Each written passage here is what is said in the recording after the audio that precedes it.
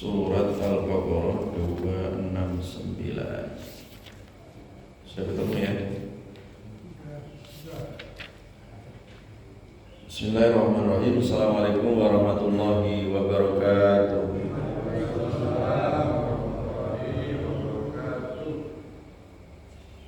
Alhamdulillah, wassalatu wassalamu ala rasulillah wa ala alihi wa ashabihi wa man sara ala nahjihi ila yaumil qiyamah wa la haula wa la quwwata illa billah. Allahumma anfa'na bima 'allamtana wa 'allimna ma yanfa'una wa zidna ilma. Amma ba'd. Baik jemaah sekalian yang diberkahi oleh Allah, kita lanjutkan kajian tafsir surat Al-Baqarah 269. A'udzu billahi minasy syaithanir rajim.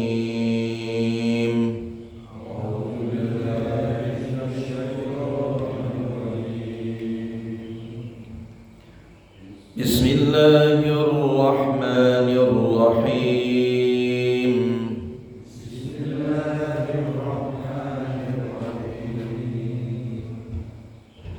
Yu'til hikmata man yasha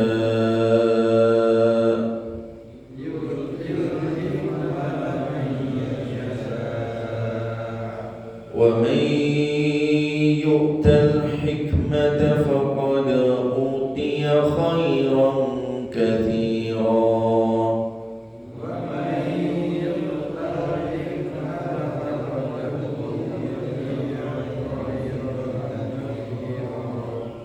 وما يذكر إلا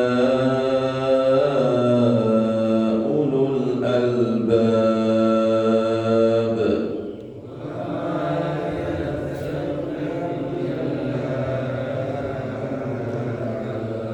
وما أنفقتم من نفقة أو نذرتم من نذر فإن الله يعلمه.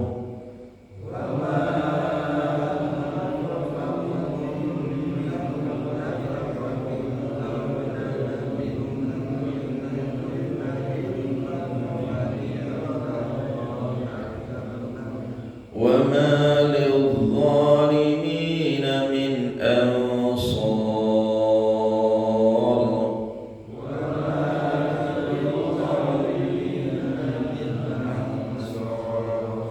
إن تبدوا الصدقات فنعما هي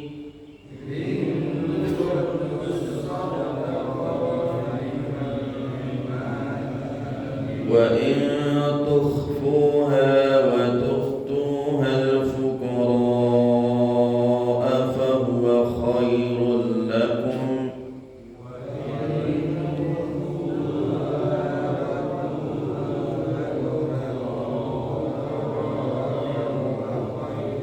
ويكفر عنكم من سيئاتكم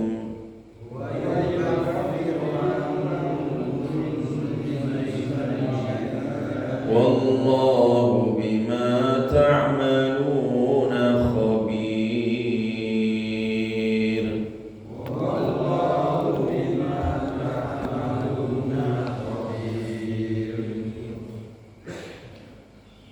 Yu'til hikmata man yasha.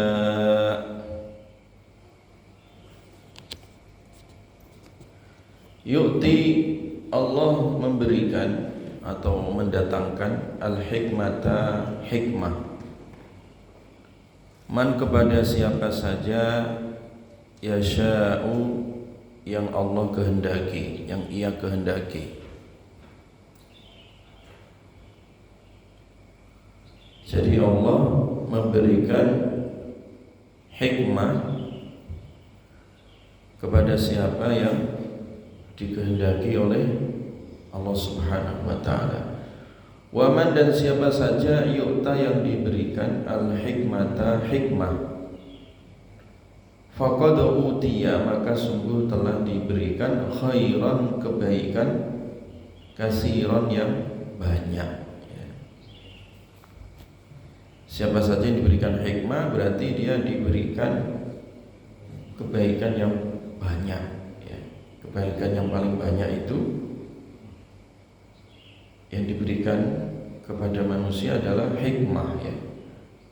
Bukan harta tapi hikmah ya. Banyakkan mana harta dengan hikmah? Ya hikmah ya. Lebih berharga ya. Dan siapa yang diberikan hikmah maka sungguh telah diberikan kebaikan yang sangat banyak. Wa ma yadzakaru, dan tidak bisa mengambil pelajaran illa kecuali ulul albab, orang yang memiliki akal yang sehat ya, hati yang bersih atau akal yang sehat.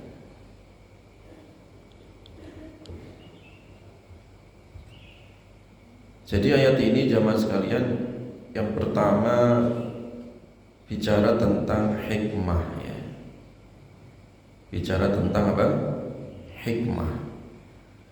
Pemberian Allah kepada hambanya yang berupa hikmah ya. Nah, di dalam Al-Quran itu kata al-hikmah diulang sebanyak 20 kali ya. Jadi memang tidak hanya di surat Al-Baqarah 269, di surat yang lain juga disebutkan ya kata hikmah ini ya. Nah, hikmah memiliki beberapa makna ya. Jadi hikmah itu memiliki beberapa makna di dalam Al-Quran. Tadi disebutkan 20 kali atau 20 tempat di dalam ayat yang tersebar di beberapa surat ya, termasuk di surat Al-Baqarah ini, yang mana kata hikmah itu memiliki beberapa makna. Yang pertama jamaah sekalian, di sini para ulama tafsir menyebutkan yang diberi hikmah, yang dimaksud hikmah adalah yang pertama bimakna al-halal wal haram. Jadi orang tersebut diberikan pemahaman oleh Allah tentang halal dan haram. Ini penting ya, karena tidak semua orang memahami konsep halal dan haram ya. Atau dia mengetahui halal haram tetapi tidak mau mengamalkannya. Nah, orang yang digerakkan hatinya untuk bisa mengkonsumsi yang halal dan meninggalkan yang haram, itu berarti di dalam hatinya atau di dalam dirinya tertanam sifat apa tadi? Hikmah ya. Jadi sifat hikmah. Jadi hikmah itu maknanya adalah apa? Diberikan tentang masalah apa? Halal dan haram ya. Jadi di hidupnya itu bisa memilah dan memilih gitu ya. Ini halal, ini apa? Haram. Yang halal dipakai, yang haram ditinggal, kan gitu kan. Innal halala bayyinun wa innal harama bayyinun. Yang halal jelas ya kan? Yang haram juga jelas. Tapi tidak semua orang tahu kalau ini halal, kalau ini apa? Haram, tidak tahu. Ya. Nah, orang yang diberikan ilmu tentang halal haram itu berarti telah diberikan hikmah. Nah, untuk mengetahui halal haram ya tidak cukup orang duduk semedi gitu, enggak. Cari wangsit di Gunung Kidul atau di Gunung Salak, tidak. Nanti yang masuk bukan hikmah tapi kesurupan ya. Setan, kayak siapa itu yang bertapa di Gunung Bunder itu, kayak Musadek ya. Bukan dapat hikmah tapi kesetanan ya, sehingga ngaku-ngaku sebagai seorang nabi dari Bogor ya. Ini kacau akhirnya. Jadi hikmah itu belajar ngaji seperti ini ya, ngaji ayat, ngaji hadis, ngaji fikih, sehingga tahu hukum halal dan haram. Artinya kalau jamaah digerakkan mau ngaji itu berarti diberi hikmah gitu ya.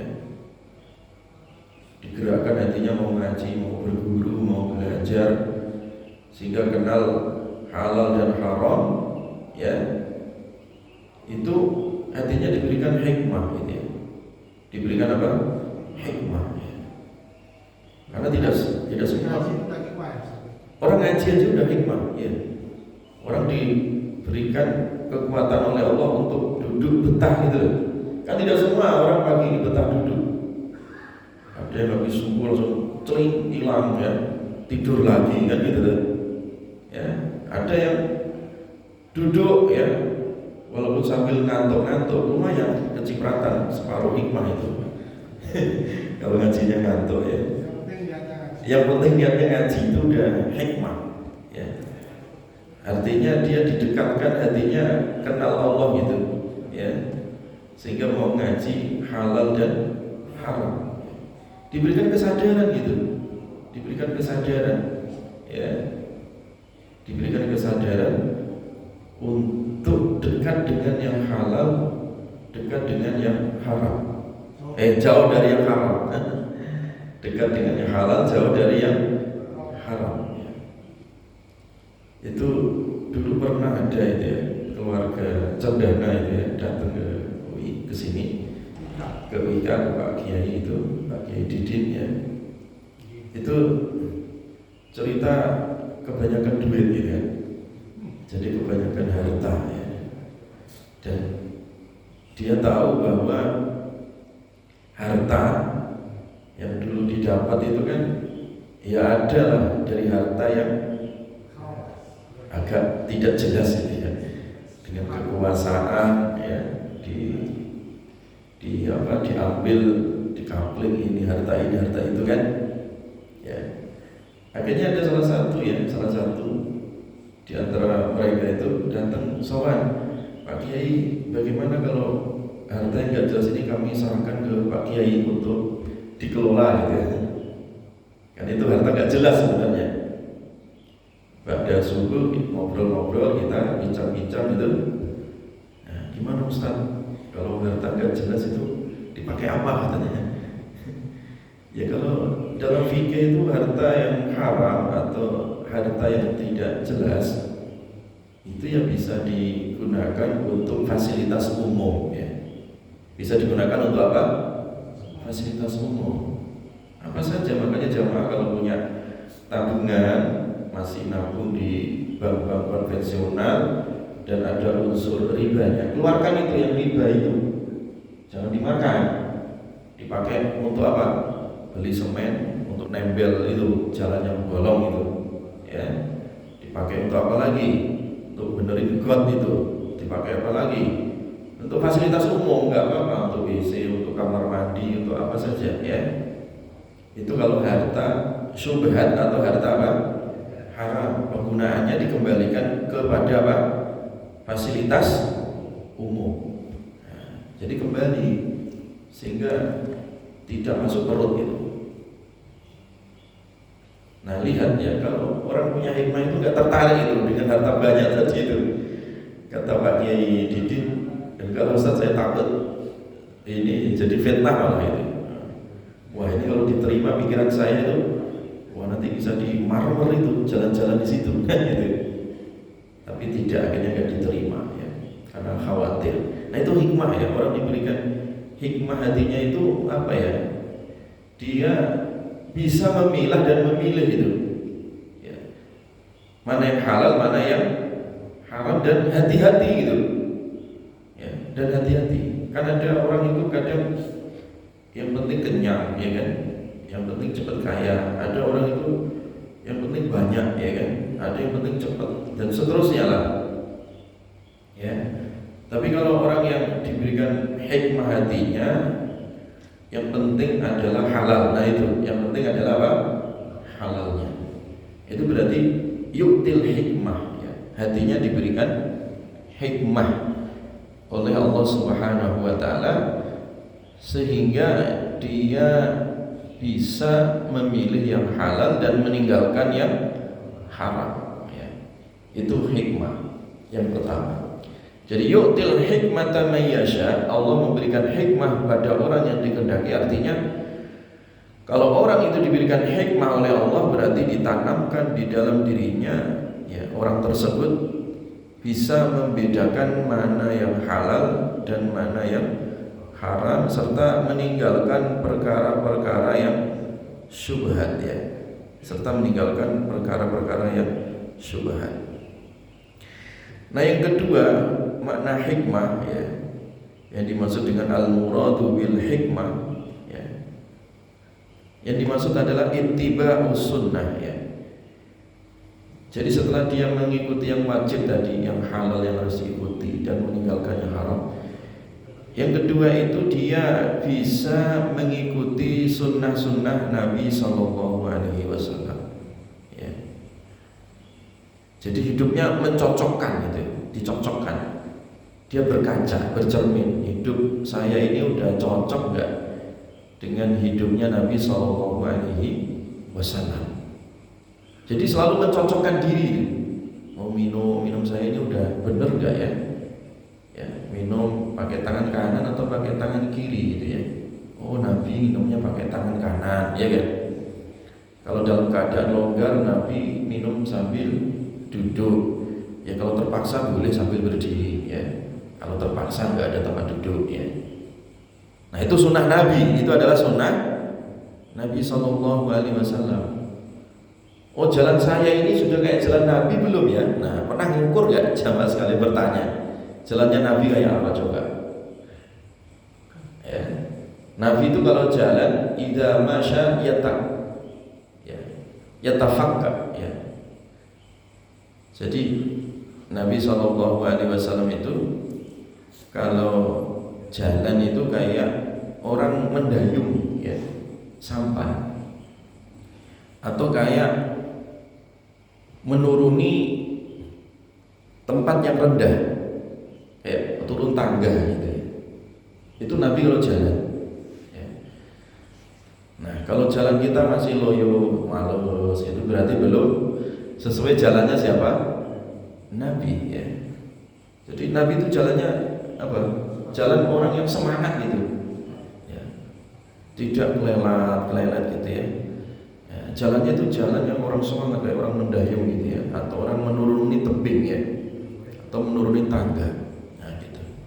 Kayak jalannya Pak Ben gitu ya, kalau pagi gitu, olahraga gitu ya, seger gitu ya. Jadi jalannya seger, jadi semangat. Walaupun banyak utang ya semangat aja jalannya gitu ya. Kadang orang kalau udah banyak utang, males, cuapek gitu ya jalannya. Jadi itu jalan Nabi itu. Jadi mencocokkan hidup kita ini, ya kan, dengan kehidupan Nabi Sallallahu Alaihi Wasallam.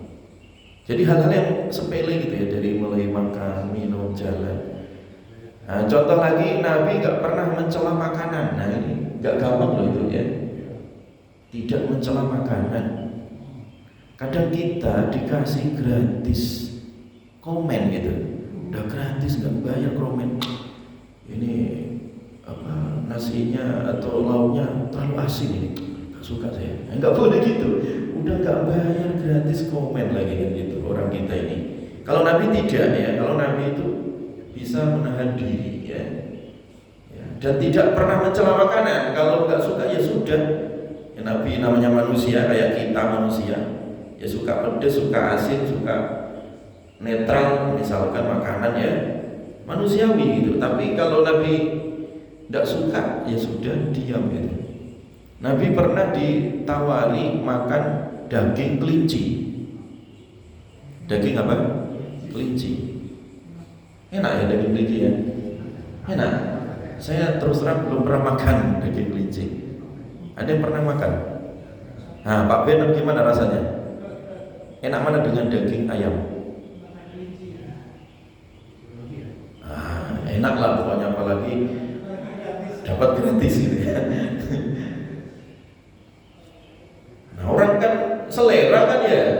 daging kelinci makan atau enggak, halal, kelinci itu halal. Cuma Nabi enggak makan daging kelinci karena apa? Kasihan gitu. Karena fa innaha talidu wa tahid, karena kelinci itu melahirkan dan haid katanya. Kelinci kan melahirkan dan haid, iya. Salah satu hewan yang haid itu adalah siapa? Kelinci gitu. Makanya Nabi itu kebayang, kasihan. Ya, kasihan. Jadi kalau melahirkan kemudian haid itu kan kayak apa? Kayak manusia kan, khawatir. Walaupun bukan manusia kelinci itu, tapi ya itulah lembutnya perasaan Nabi itu. Nabi nggak makan. Atau lagi hewan yang agak sangar gitu ya, yang dop itu kadal gurun. Kalau di Indonesia, tapi bukan garangan yang orang Indonesia ya. Dop itu hidup di apa? Padang pasir, kayak garangan tapi dia gendut, mungil gitu. Ya, kecil gitu ya. Ya kayak buaya gitu, tapi bukan buaya ya. Kayak garangan tapi bukan garangan ya.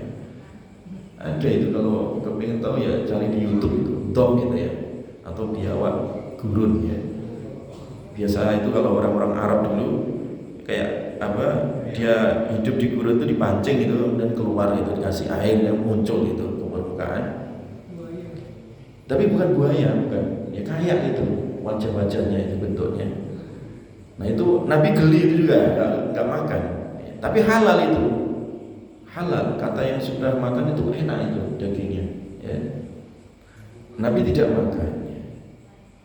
Tapi Nabi tidak ngomel gitu ya, tidak komentar ya. Karena ini nggak biasa gitu aja. Nabi bilang itu tidak biasa.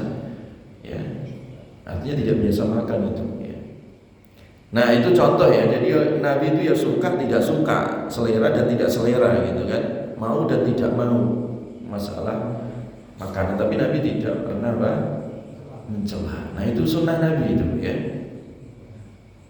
Atau Nabi misalkan ya dalam keadaan butuh mau makan ya, kepingin ada lauknya ya, wajar lah makan butuh lauk ya. Dia tanya sama istrinya ya, wahai istriku adakah lauk di rumah? Kata istrinya, tidak ada ya Rasulullah, ilal khal, kecuali cuka. Emang mau makan sama cuka lauknya? Enggak ada ya jamaah mau makan sama cuka tok aja. Ya. Kata Nabi, tidak apa-apa. Ya. Ni'mal qudmi al khal ya, sebaik-baiknya lauk adalah apa? Cuka. Ya. Ya memang nggak ada gitu. Kalau ada lauknya mau daging atau mau ayam bakar, ya ayam bakar kan. Masa mau laukan cuka tok ya. Tapi Nabi ya, Nabi itu saking apa, lembut, dan Nabi itu tidak mau mencela satu makanan atau satu lauk. Ya beliau mengatakan sebaik-baiknya lauk adalah apa? Cuka. Ya, sebaik-baiknya lauk adalah apa? Cuka. Cuka rasanya apa? Kecut ya, masam. Ya. Ya. Saya yakin ya jamaah nggak mau makan lauknya cuka ya. Pagi-pagi sarapan nasi uduk sama cuka ya, mules ya. Tapi Nabi itu sesuatu yang masam tadi, kecut ya, dirubah oleh Nabi jadi manis itu, karena manis akhlaknya Nabi. Jadi istrinya juga nggak marah gitu ya. Kira-kira kalau bapak di rumah nggak ada lauk apa? Ke Padang soalnya, ya kan? Atau malah males itu makan di rumah kan nggak ada apa-apa. Nabi ya tadi apa adanya itu, yang ada cuka ya cuka dimakan, jadi dicocolin aja gitu, roti sama cuka ya. Tanpa tadi meluapkan rasa emosi ataupun rasa marah ya, atau Nabi tidak menampakkan ketidaksukaan gitu. Ya, ketidaksukaan. Ini sunnah Nabi ini gak gampang juga. Saya yakin gak gampang ini. Ya, karena orang itu kadang berantem sama istrinya gara-gara apa? Selera. Jangankan selera yang sudah enak itu loh, mau makan itu Kita makan di mana mah? Berantem di dalam mobil itu.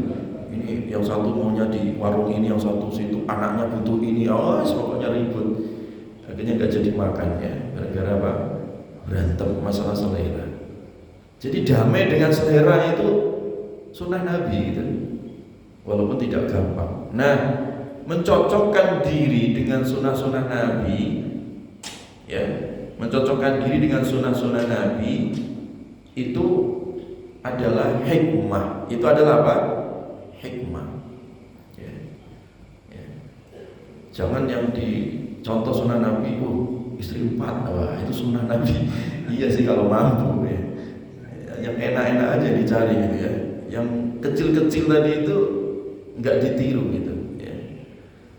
Jadi hikmah itu artinya orang itu diberikan kemudahan untuk mengikuti sunnah-sunnah Nabi Shallallahu Alaihi Wasallam. Walaupun dalam masalah apa tadi? Selera gitu. Selera itu kan mubah sebenarnya jemaah. Ya. Selera itu mubah. Artinya kalau kita suka pedes monggo, kalau suka asin monggo silakan. Ya. Nggak dilarang, nggak diperintah itu sebenarnya. Itu selera, ya kan? Selera.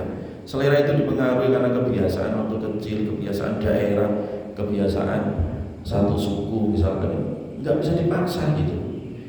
Tapi karena cintanya kepada Nabi, dulu para sahabat itu, ya, saking cintanya kepada Nabi, sampai urusan selera mereka berdamai dengan selera Nabi Shallallahu Alaihi Wasallam. Contoh, Nabi itu punya pembantu namanya sahabat Anas bin Malik ya. Sahabat Anas ini 10 tahun lebih bantu sampai Nabi wafat ya. Itu salah satu selera yang dicatat oleh sahabat Anas itu Nabi suka duba. Duba itu waloh. Tahu waloh? Waloh jemaah. Labu waloh yang biasa dipakai kolak kalau puasa itu ya. Itu duba itu. Atau yakutin namanya. Dan itu ternyata makanan dulu ketika Nabi Yunus ditelan ikan kemudian dilempar ke daratan itu, yang pertama kali dikonsumsi Nabi Yunus itu Allah tumbuhkan itu tadi namanya buah ini, buah labu atau apa namanya tadi, waloh itu duba. Itu dalam ilmu gizi ternyata nutrisinya banyak itu. Tapi tidak semua orang suka gitu kan. Tidak semua orang suka, namanya selera kan. Termasuk Anas ini nggak suka yang namanya waloh itu. Ya di Arab sampai sekarang juga banyak itu ya, kalau mau ke pasar-pasar Arab itu di Kakiyah misalnya banyak yang jual juga sampai sekarang. Nah ketika aku melihat Nabi itu suka makan waloh atau labu tadi, wah saat itu juga saya suka gitu. Itu namanya apa? Ya saking senangnya cintanya kepada Nabi Shallallahu Alaihi Wasallam. Ya. Biasanya kalau orang mencintai itu mengikuti selera yang dicintai kan gitu lah. Itu sunnah Nabi ya. Artinya Nabi Shallallahu Alaihi Wasallam tadi menyukai duba atau waloh, itu sahabat juga pada ngikut ya, suka duba. Nah artinya kalau orang itu dicintakan dalam hatinya untuk mengikuti perilaku yang dilakukan oleh Nabi Shallallahu Alaihi Wasallam dalam segala sisi kehidupan, termasuk selera tadi, itu berarti orang diberikan apa tadi? Hikmah ya, oleh Allah. Jangan dipahami hikmah dengan pemahaman yang keliru ya. Jangan dianggap ilmu hikmah itu ilmu yang bisa terbang gitu ya. Jalan di atas air, nyeplok telur di kepala gak usah pakai minyak. Nah itu bukan ilmu hikmah, tapi ilmu debus. Itu namanya ilmu apa? Debus, ilmu sihir kalau gitu ya. Bukan itu hikmah ya. Orang kita itu kadang memahami, ayo kita ke sana tuh cari ilmu hikmah ya, yang dibacok kebal misalkan ya, atau bisa nginjek telur tapi gak pecah misalkan ya. Debus namanya ya, bukan hikmah ya. Hikmah itu artinya yang pertama tadi diberikan pemahaman oleh Allah, ditanamkan dalam dirinya, bisa memilah dan memilih mana yang halal, mana yang haram. Yang kedua, orang diberikan hikmah itu dimudahkan untuk mencocokkan hidupnya dengan kehidupan Nabi Sallallahu Alaihi Wasallam. Itu hikmah itu jamaah ya. Itu hikmah ya. Jadi harus belajar ini. Jadi kalau kepingin belajar bagaimana mencocokkan hidup kita dengan hidup Nabi, itu ada satu pembahasan khususnya yang ada di dalam satu kitab hadis, namanya kitab Syama'il ya. Kitab apa? Syama'il ya. Jadi itu akan komplit di situ dari A sampai Z, gimana sih kehidupan Nabi sehari-hari ya. Itu namanya kitab Syama'il, Asy-Syama'il Al-Muhammadiyah ya. Bagaimana kehidupan kepribadian Nabi Sallallahu Alaihi Wasallam. Kalau jamaah kepingin ngaji kitab itu, ada di YouTube ya. Saya ada kajiannya itu khatam ya, dari awal sampai akhir itu sudah ada, tinggal dilihat ya. Kalau sambil sambil longgar itu kepingin ngaji Syama'il, ada di YouTube itu ada ya. Itu kajian saya ada tentang bagaimana kita mengikuti kepribadian Nabi Sallallahu Alaihi Wasallam sebagaimana disebutkan dalam hadis ya. Itu yang kedua jamaah ya, mengikuti sunnah atau gaya hidup Nabi Sallallahu Alaihi Wasallam ya. Supaya gaya hidup kita mencocokkan dengan gaya hidup Rasulullah Sallallahu Alaihi Wasallam. Itu yang kedua. Nah yang ketiga ya, makna hikmah itu yang ketiga adalah al-hilmu ya.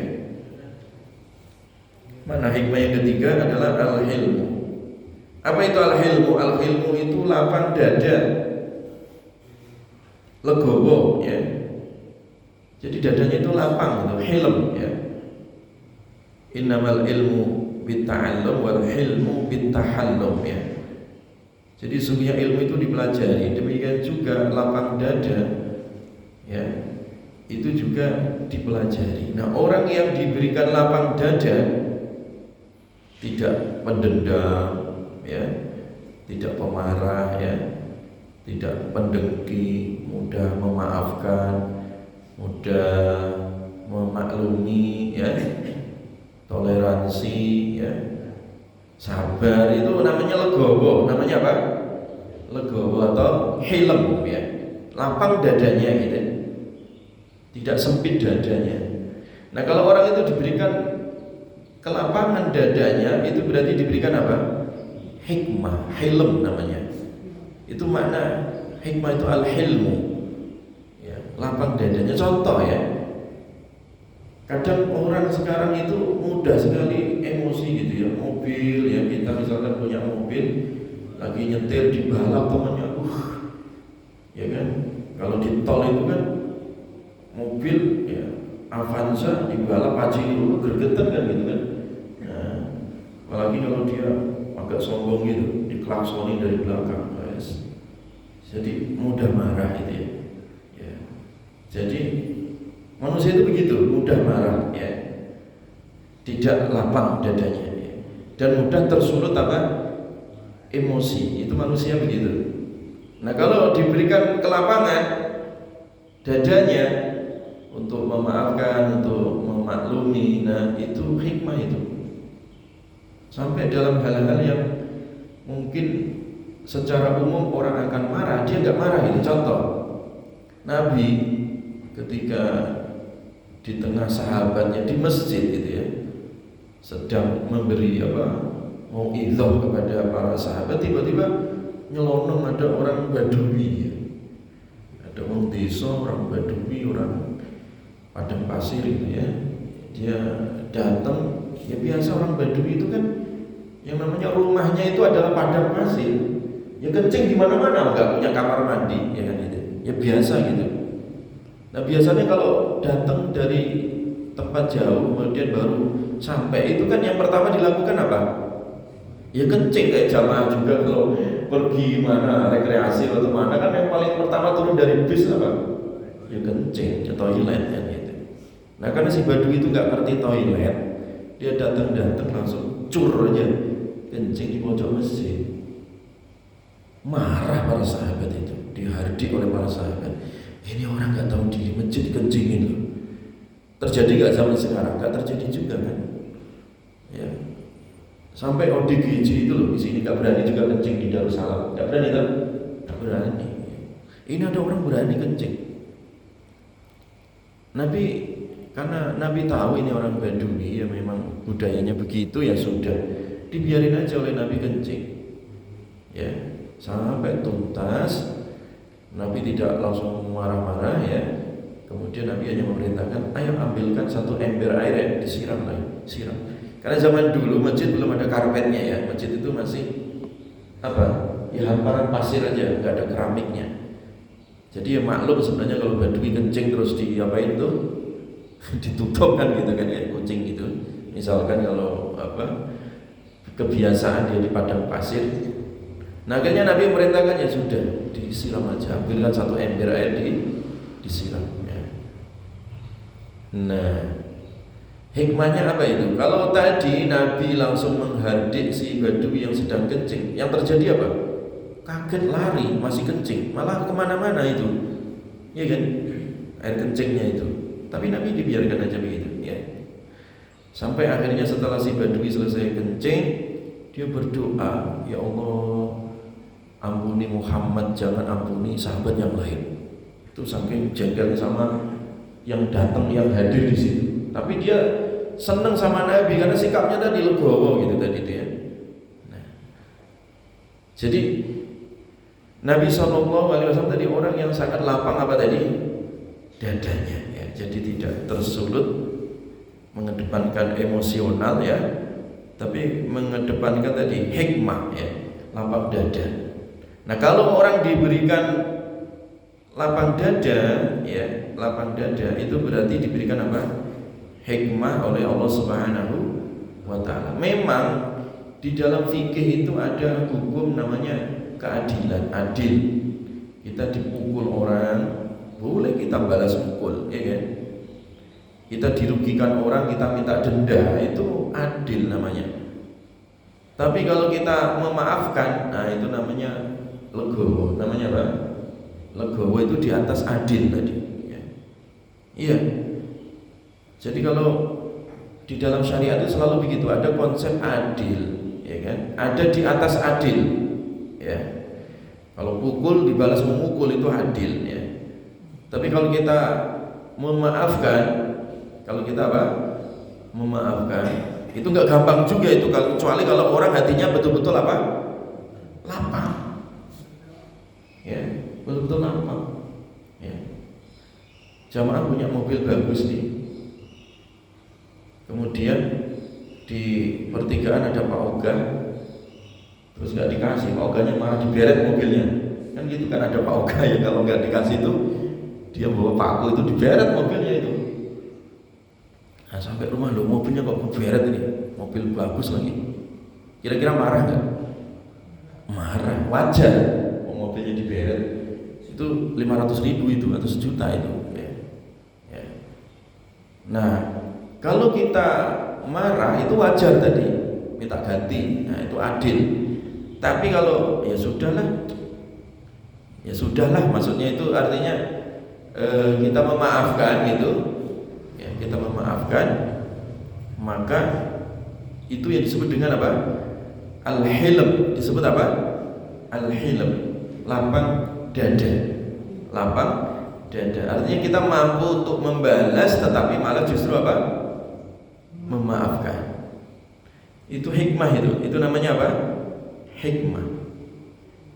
Jadi hikmah. Terus kemudian yang berikutnya makna hikmah adalah yang keberapa ini? Yang keempat ya. At-ta'anni. At-ta'anni itu tidak gerusa-gerusu ya.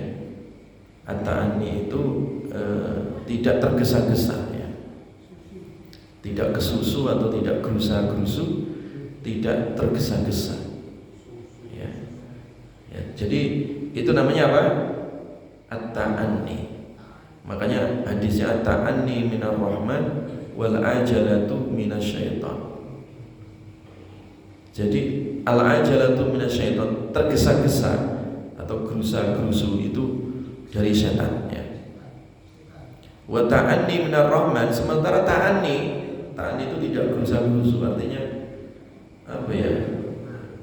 Berpikir matang atau berperilaku matang sehingga enggak tergesa-gesa, itu minar rahman, itu adalah hikmah dari Allah Subhanahu wa taala. Nah, dan itu butuh latihan, itu butuh apa? Latihan ya, tidak gerusa-gerusu ya. Karena memang manusia itu diciptakan ya, salah satu watak bawaan manusia itu ya itu tadi al-ajalah.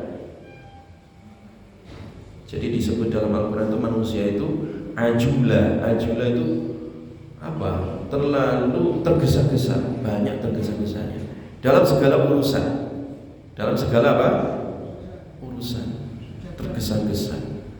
Jabatan kepengen cepat, bypass ya. Nelikung sana, nelikung sini supaya cepat naik. Ya itu. Entah Mulyono, Mulyadi, terserah ya. Jadi itu manusia itu begitu ya, tergesa-gesa ya. Manusia itu tergesa-gesa, buru-buru ya.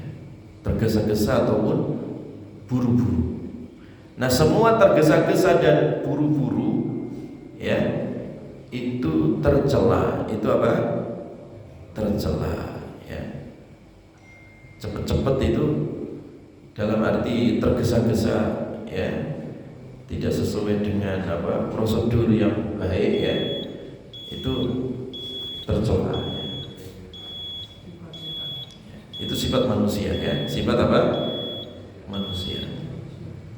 Nah, tetapi kalau kita bisa mengendalikan ketergesa-gesaan tadi ya, bisa mengendalikan sehingga tidak tergesa-gesa, nah itu berarti diberikan apa? Hikmah ya. Sudah matang gitu ya. Jadilah dia orang bijak gitu. Jadi orang apa? Bijak. Makanya hikmah itu kalau diterjemah dalam bahasa Indonesia itu bijak ya. Ya bijaksana dan bijak sini. Ada orang bijak sana tapi nggak bijak sini. Ya, semuanya orang bijak, hikmah itu ya, bijaksana ya bijak sini. Itu hikmah.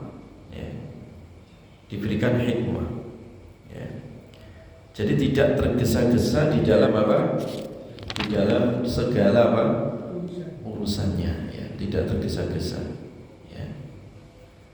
Nah, berarti orang yang diberikan kematangan diri sehingga dia menjadi orang bijak tadi, nah itu berarti diberikan hikmah at-ta'anni ya.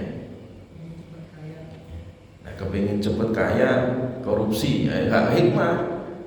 Kepingin cepat kaya tetap istiqomah dengan cara yang halal, yaitu hikmah ya. Pokoknya kalau dia bypass dalam arti memotong jalan tidak sesuai jalan Allah, nah itu tergesa-gesa ya. Belum waktunya ya kan, belum waktunya. Misalkan kan kalau orang tergesa-gesa itu terhalang gitu ya. Ya.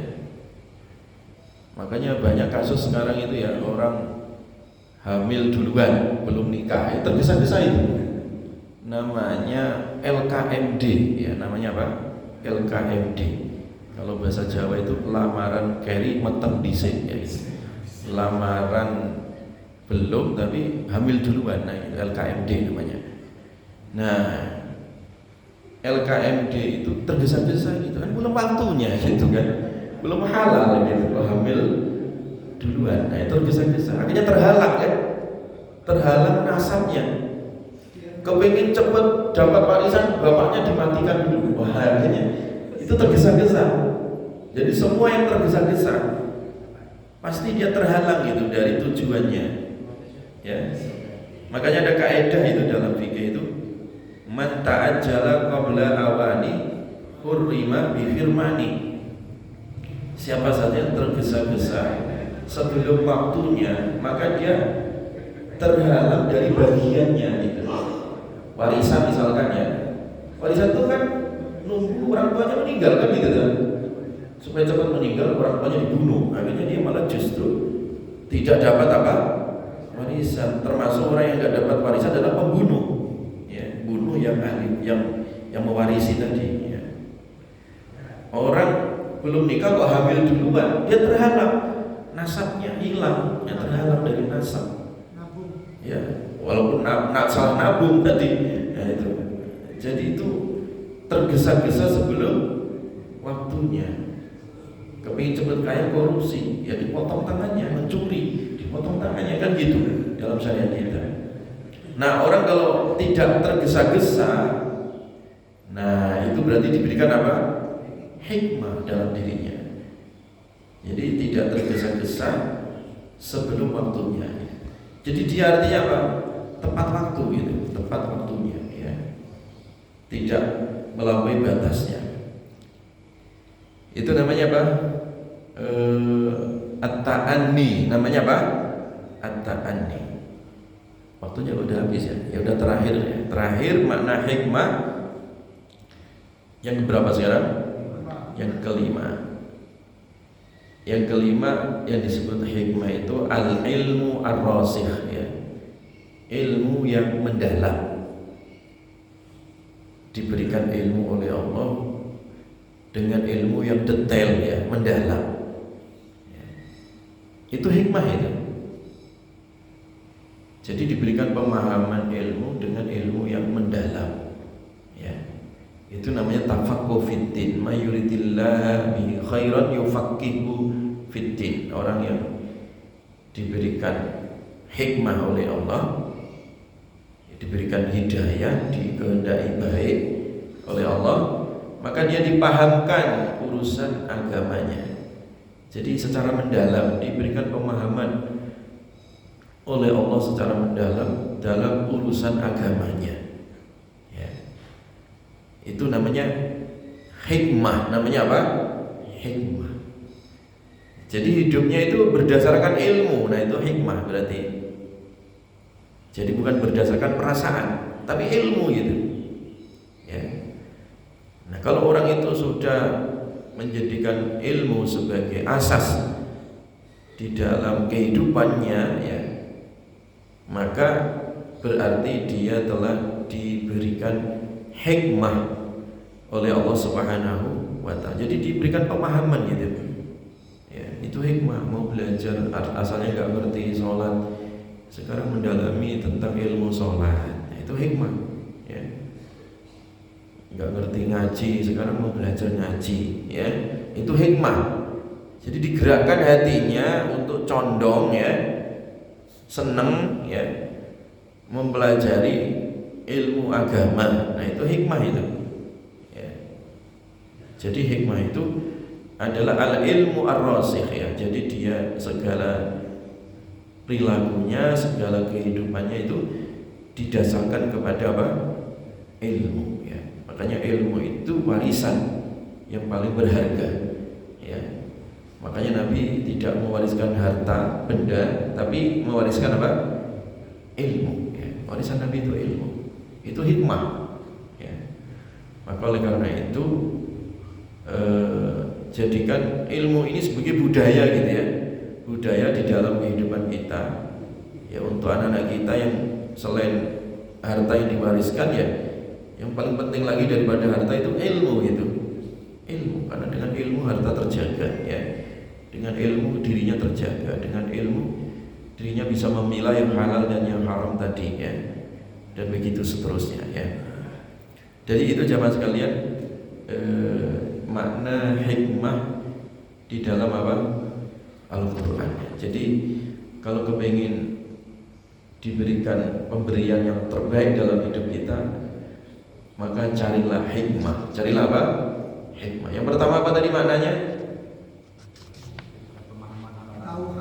Tahu halal haram. Yang kedua, mencocokkan hidup kita dengan sunnah Nabi. Yang ketiga, lapang dada. Yang keempat, at-ta'anni ya, tidak buru-buru, tidak gerusa-gerusu. Yang kelima, tafaqquh fiddin ya, ilmu yang mendalam ya.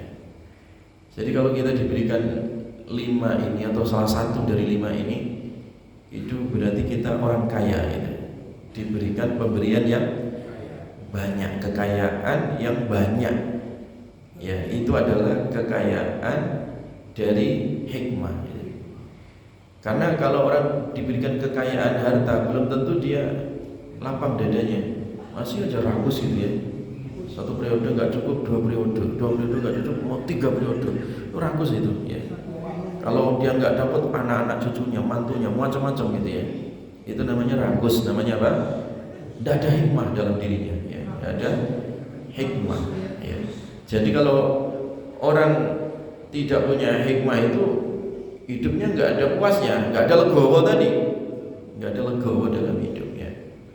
Maka hikmah ini adalah kekayaan yang sesungguhnya ya, kekayaan yang paling banyak ya, itu. Makanya wa may yu'tal hikmata faqad utiya khairan katsiran, dan siapa yang diberikan hikmah berarti diberikan kekayaan atau kebaikan yang terbanyak, itu terbanyak.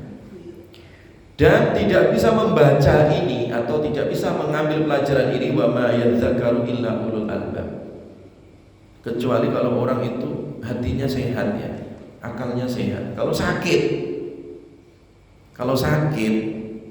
ya nggak bisa baca. Orang sakit itu ya sambil nelpon, kemudian ada minuman di mejanya, itu orang sakit itu ya, sakit itu orang sakit itu ya. Gimana bisa berpikir jernih? Mau dipengaruhi oleh alkohol yang harganya 100 juta misalkan, ya, nggak mungkin berpikir jernih, bisa menghasilkan produk ya, kebijakan yang bijak ya, nggak mungkin ya. Karena akalnya tidak sehat ya, dipengaruhi alkohol, dipengaruhi kerakusan, dipengaruhi kepentingan syahwatnya dan seterusnya, nggak mungkin hikmah itu ya. Dan tidak mungkin bisa membaca hikmah tadi. Yang bisa membaca hikmah itu ulul albab. Kalau dijelaskan ulul albab sampai asar nggak selesai. Karena ulul albab itu disebut 16 kali di dalam Al-Quran ya, 16 kali. Yang intinya ulul albab itu dari kata dasar lub ya,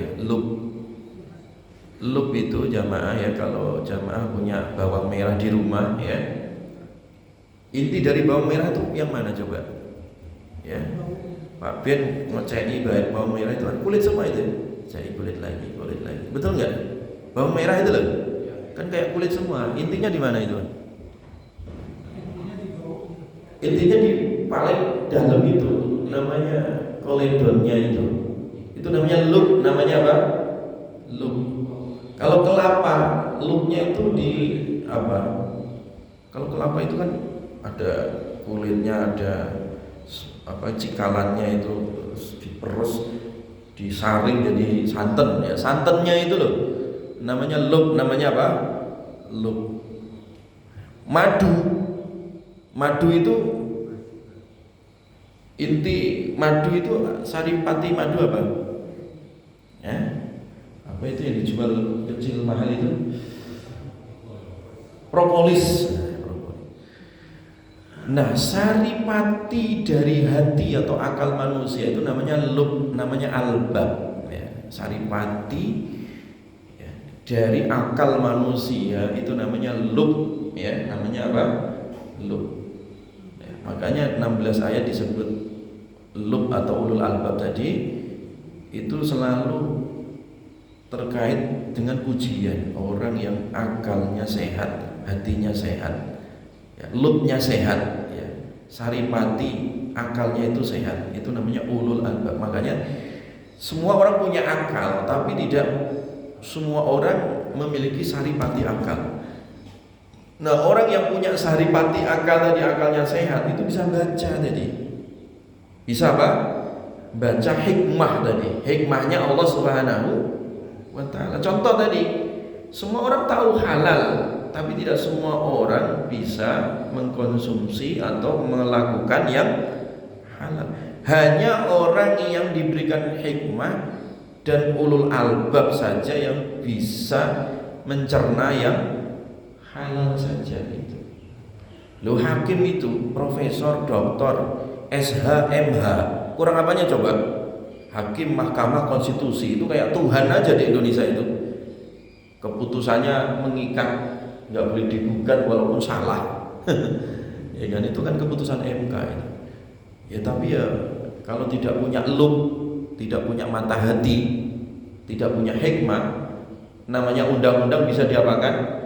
Geser sana, geser sini. Nah, itu ya bisa. Usia bisa digeser, gampang loh yang punya undang-undang loh, ya kan? Ini tergantung pesanan apa, pesanan ini.